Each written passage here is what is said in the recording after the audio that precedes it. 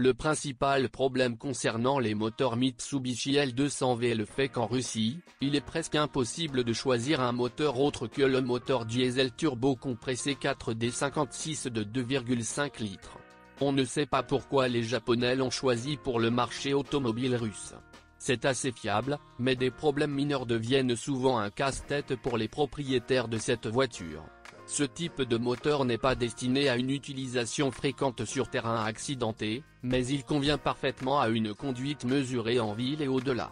Il n'aime pas les gaz excessifs et les vitesses élevées, donc si le propriétaire de la voiture préfère un style de conduite agressif, il est préférable de refuser l'achat. En cas de fonctionnement mesuré et de réparation opportune, il peut vivre assez longtemps. En cas d'utilisation inappropriée, des fuites d'huile peuvent rapidement apparaître. Un style de conduite agressif et une conduite fréquente à grande vitesse peuvent entraîner la formation d'une épaisse fumée sortant du pot d'échappement.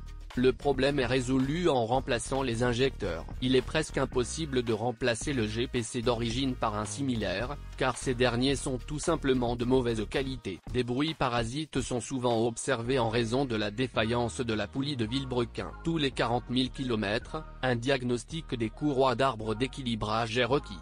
Ce conseil ne doit pas être ignoré, car cela pourrait entraîner une défaillance du Villebrequin. Le carbone s'accumule rapidement sur la vanne aigre. Il est recommandé de le nettoyer tous les 30 000 km. Ce problème est dangereux car non seulement la vanne, mais aussi le système de recirculation dans son ensemble est contaminé. Dans ce cas, le moteur commence à fonctionner de manière instable, la consommation de carburant augmente et des problèmes de fonctionnement de la turbine sont observés. En roulant vite, même sur le nouveau Mitsubishi L200V, on observe une augmentation de la consommation de carburant. La courroie d'équilibrage est située sous la courroie de distribution. Généralement, sa durée de vie est plus courte que celle de la courroie de distribution, donc lorsqu'elle se brise, cela l'affectera, provoquant sa rupture. Dans ce cas, on ne peut se passer d'une refonte majeure du moteur, ce qui entraînera certainement des coûts financiers importants. La ceinture d'équilibrage nécessite donc une attention particulière. Il est conseillé de le remplacer plus souvent que prévu par la réglementation.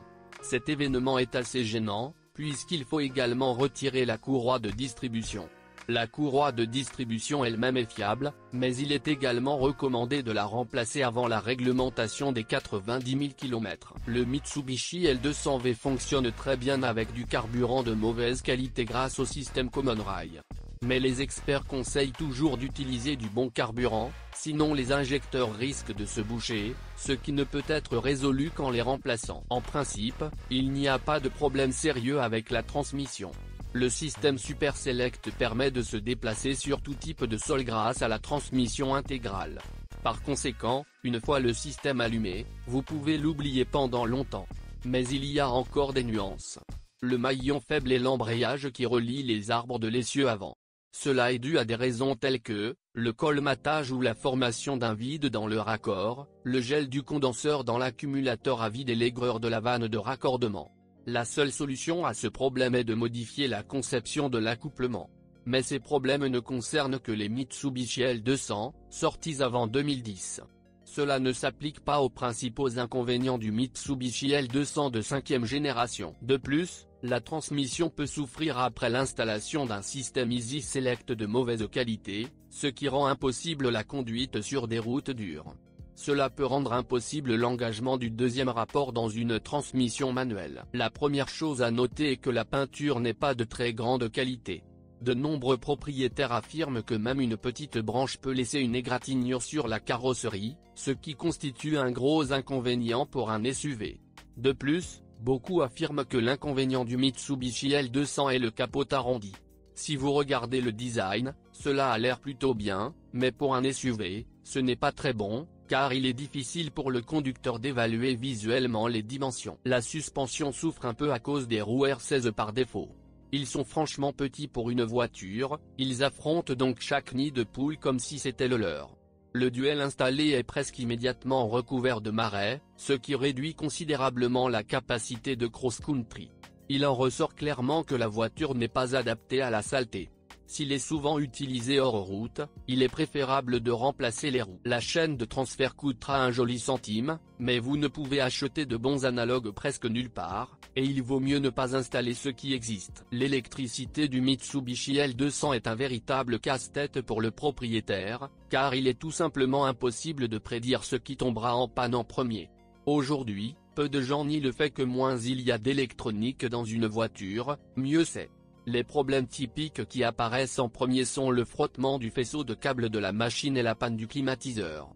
Le problème avec le harnais est résolu en le remplaçant par un harnais plus long et le climatiseur est complété par un autre radiateur. Le générateur est situé très bas. Tôt ou tard, la voiture franchira des obstacles d'eau, il ne sera donc pas possible d'éviter son contact avec l'eau. Il ne cessera pas de fonctionner une seule fois, mais il est recommandé de le changer avec la direction assistée située au-dessus. De plus, de l'huile peut s'échapper de la direction assistée et pénétrer directement dans le générateur, réduisant ainsi sa durée de vie. On peut parler très longtemps de l'intérieur de cette voiture. Cela peut être considéré comme un gros moins du Mitsubishi L200. La première chose à mentionner est le manque d'espace, ce qui est extrêmement important pour les conducteurs de grande taille. Il y en a encore moins aux places arrière. Les conducteurs n'aiment pas non plus le manque de soutien lombaire, ils ressentent donc une gêne lors des longs trajets. Le plastique à l'intérieur est mou, donc des rayures et des abrasions apparaissent presque immédiatement. Après quelques années d'utilisation, le rendu est absolument désastreux. Un autre inconvénient est l'intérieur lumineux, ce qui est inhabituel pour des voitures à cet effet. Après l'achat d'un Mitsubishi L200V, le nettoyage humide deviendra monnaie courante. Dans l'ensemble, la Mitsubishi L200 ne peut pas être qualifiée de mauvaise voiture. Il surpasse ses concurrents à bien des égards et donne même une longueur d'avance à beaucoup d'entre eux. La voiture est considérée comme assez fiable et, avec des soins appropriés et un entretien opportun, elle fonctionnera de manière fiable pendant longtemps.